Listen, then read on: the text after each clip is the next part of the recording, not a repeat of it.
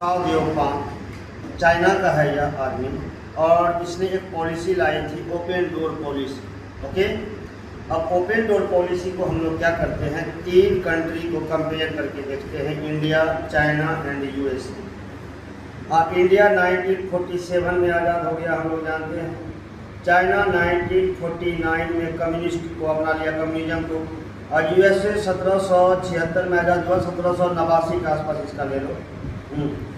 हम लोग अब देखते हैं यूएसए 1789 से लेके फर्स्ट वर्ल्ड वार तक 1914 तक यूएसए अपने आप को क्लोज इकोनॉमी के तौर पर रखा, यानी दुनिया से पूरी तरह से ये अलग रहा और खुद को मजबूत करने में ये अपना ध्यान रखा।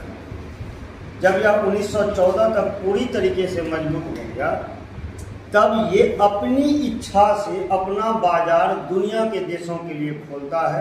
इससे ये हुआ कि अमेरिका दुनिया के बाजारों से कंपटीशन करने के लायक हो गया और अमेरिका का ग्रोइंग शुरू हो गया। यही काम किया चाइना 1978 और 79 के आसपास में ओपन डोर पॉलिसी किया, यानी 49 से लेके 49 तक, यानी 30 साल चाइना भी क्लोज इकोनॉमी रहा। और इसने केवल और केवल खुद को स्ट्रॉन्ग करने पर ध्यान दिया।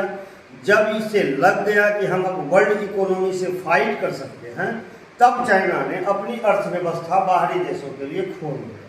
ओके, अब यहाँ आते हैं इंडिया में क्या हुआ, 47 में देश आज़ाद हुआ, पंचवर्षीय योजना चलाई गई और देश ग्रोइंग करना शुरू किया, देश बढ़ रहा था आगे। लेकिन इसमें क्या था, सरकारी कर्मचारी और सरकार के जो संस्थान थे, उसमें सरकारी कर्मचारी उतना ज़्यादा मेहनत से काम नहीं कर पा रहे थे और भ्रष्टाचार बहुत ज़्यादा बढ़ गया था।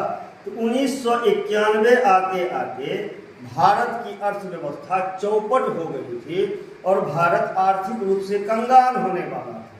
जहां इन दोनों देशों ने अपनी पूरी तैयारी के बाद अपना दरवाज़ा खोला, वही भारत 1991 में मजबूरी के कारण अपना दरवाज़ा खोला। एक ने तैयारी के बाद दरवाज़ा खोला और दूसरा ने मजबूरी के कारण दरवाज़ा खोला। जब हम विश्व बाजार के लिए अपना दरवाज़ा खोले, जब वैश्विक कंपनियां भारत में आई,